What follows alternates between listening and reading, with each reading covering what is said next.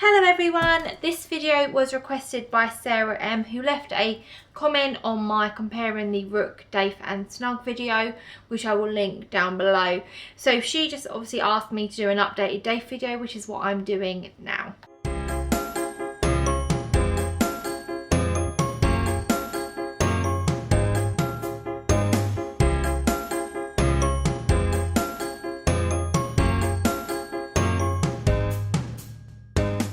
So I've had my Daith pierced 7 months now, and I'm just going to sort of give you an up-to-date video about it. Sarah has, when I asked her what she wanted me to talk about, has listed a few bits, so I will try and cover that as much as I can. So the general process of it healing has been quite easy for me. Now, on previous videos, especially like my first ever piercing video, which I uploaded about my 15 piercings at the time, I think it was on that one I said about how I like to move my piercings, and they said I shouldn't because it agitates them, but yeah, I'm gonna do it anyway. I'm actually missing an earring, by the way, in this ear, in the middle cartilage, so I apologise. I get my earrings from Argos because I lose them so much. They're really shiny, which I love, and like pretty, so they cost me like £13–14 for like 7–8, so I'm like, I'm doing that because I lose them all the time. So my Daith looks like this at the moment. I'm hoping you can see. So I like to move that ball up and down, and that way I know like I'm actually moving it quite a lot. Now I tried, like I said, not to move it, and that didn't work out for me, and I'll tell you why. So obviously when it's healing, it gets little crusty bits, and it happens. We're human. We put a whole needle through our body, it's gonna try and heal the way it can. So when I did try to move it, obviously inside my ear there was like crusty bits that were actually like on the bit of my ear that I couldn't get to, so I could feel it inside, and oh my god, it was so painful. Now I like to move it because those bits don't get stuck and then you don't end up in pain. So thank you for your advice, but I'm not going to follow it, and I'm going to keep doing what I'm doing because I know how it works. So for me, that was the one point of my healing process that I didn't like, because I didn't move it, it hurt more. So I just moved it and then it was fine in a couple of days. But yeah, so that's something that's works for me. May not work for everyone, but for me it works fine. But yeah, other than that, I can move it back and forth, up and down. It doesn't hurt. It hasn't hurt in a long time. Never really hurt. That's all I can say. It never really hurt. So yeah, that's sort of the process. I've sort of left it be, but I do occasionally move it after that one incident.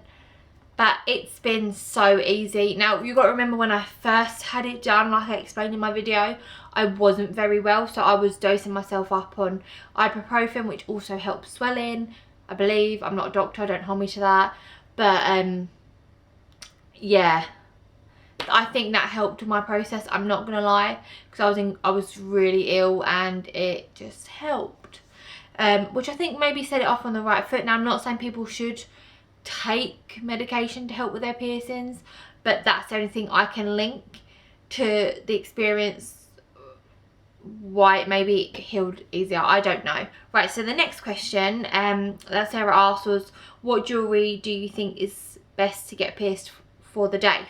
So I always like rings. Rings just heal better for me, but I do know people who have had like a bar through it, but I just think with the ring it's less chance of getting caught. It's quite tucked away in your ear, and especially when you wear headphones. I wore my headphones pretty much straight after, and it was easy because you're not catching it on anything, and I could literally just hide that little ball of the ring further into my ear and headphones were fine.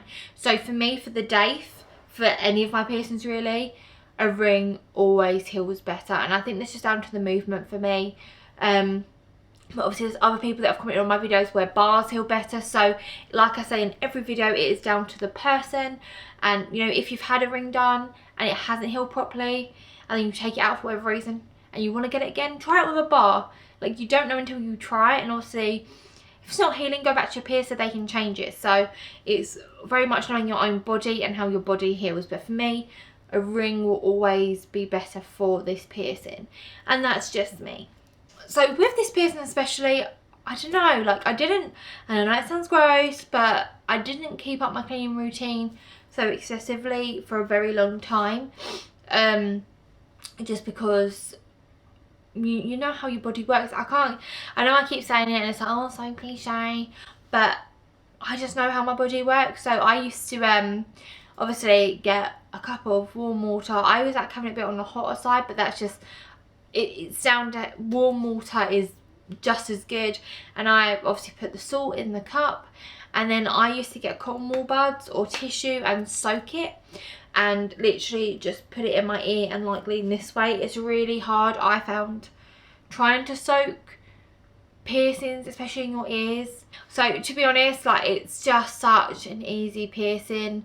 Like it's up there with how easy it was for the rook to heal and the traguses and the cartilages for me. Like it was just really easy to heal. So yeah, there's not really a lot to say about it, if I'm honest. Like obviously it's an update, and at 7 months it's healed fine.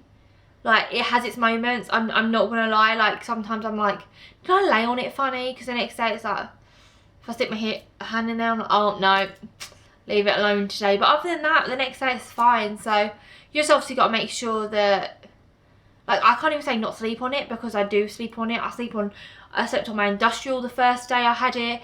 I slept on my cartilage. Like for me, I sleep on them. I think you're gonna have to get used to it eventually, but obviously people are different and you know how your body works, and I'm gonna keep saying it because it is so true. I think there's a lot of people out there, like my videos, I don't put my videos up there to be like, oh, you should do this, you should do that.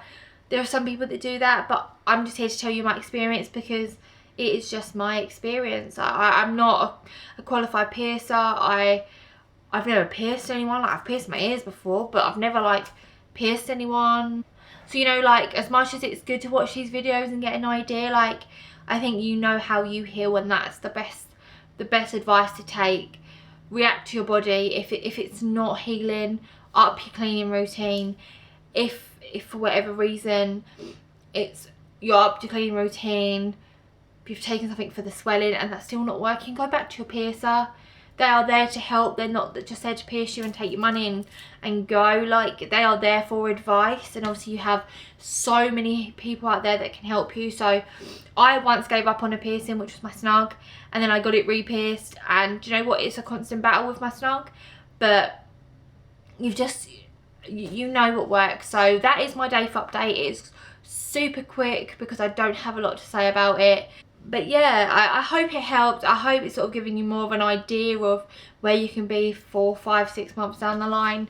But you've just got to keep going, and you know, it is a constant battle sometimes with your piercings. But if you love them enough and you look after them, then they'll heal, and you've just got to do that. I also have obviously my piercing playlist, so if you haven't checked that out, take a look at it already. I will put it somewhere down below, and obviously I've just got my nipple pierced, so check out that video, and I'll talk about my first experience with that, and I'll link that down below also. But obviously if you have any questions, just give me a shout, tweet me, follow me on Snapchat, send me a snap, I don't know, just ask and I'll try my best. And I hope this helps Sarah. Sorry if it didn't, my bad, but see you guys next time. Bye.